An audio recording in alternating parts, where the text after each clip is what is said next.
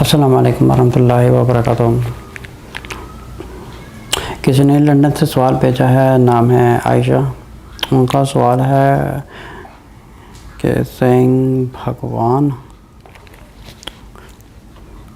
اچھا ان کا سوال یہ ہے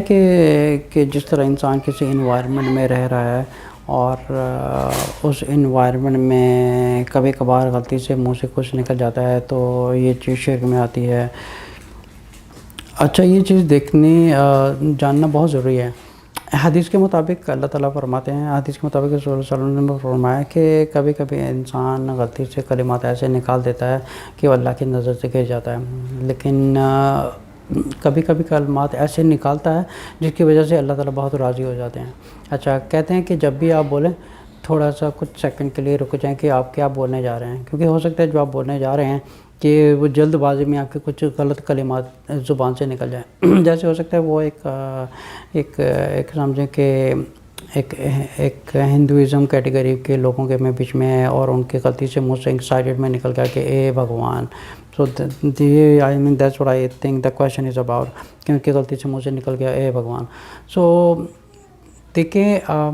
جب ایک ہندو بھگوان اپنی زبان سے کہتا ہے تو ان کے دماغ میں جو تصور آتا ہے وہ آتا ہے کسی کا چہرہ آتا ہے، ٹھیک ہے۔ ہم اللہ کو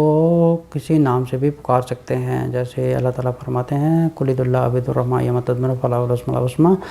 اللہ تعالیٰ کو کسی نام سے پکاریں لیکن وہ خوبصورت نام ہوں اور وہ صرف اللہ تعالیٰ کے لیے یونیک کیے گئے ہوں، ٹھیک ہے۔ پہلے ہمیں کچھ بھی بولنے سے پہلے یہ سوچنا ضروری ہے کہ اس چیز کا مطلب کیا ہے، کیونکہ اگر جلد بازی میں کچھ نکل گیا تو یہ بے شک ایک کفری الفاظ بھی ہو سکتے ہیں یا شرکی الفاظ بھی ہو سکتے ہیں، لیکن یہ ہے کہ اس کے لیے ہم اللہ تعالیٰ سے توبہ کریں اور ان چیزوں سے پرہیز کریں کہ اس سے پہلے کہ کچھ اتنی بات بڑھ جائے کہ شیطان ہمیشہ آپ سے خوش ہوتا رہے، کیونکہ جلد بازی میں بولنا ایک شیطان کی طرف سے ہوتا ہے، کیونکہ جو کلمات آپ نہیں کہنا چاہتے ہیں ہو سکتا ہے جلد بازی میں آپ کی زبان سے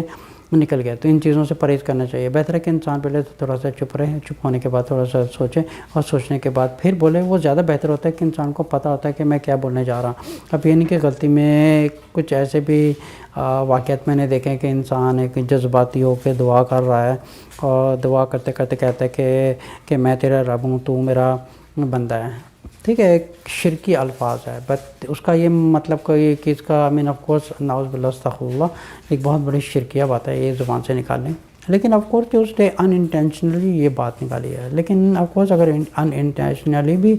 اگر اپنی زبان سے یہ نکالی ہے تو بے شک یہ ایک بہت بڑا عظیم شرک ہے، ٹھیک ہے۔ لیکن پھر بھی کہہ کہ وہ اپنے گناہوں سے توبہ کرے کہ آئندہ کے بعد وہ اپنی زبان پر کنٹرول رکھیں گے اور دوبارہ کوشش کریں گے کہ وہ پہلے چپ رہ کے پھر بات کریں، تاکہ دوبارہ اس قسم کے الفاظ میں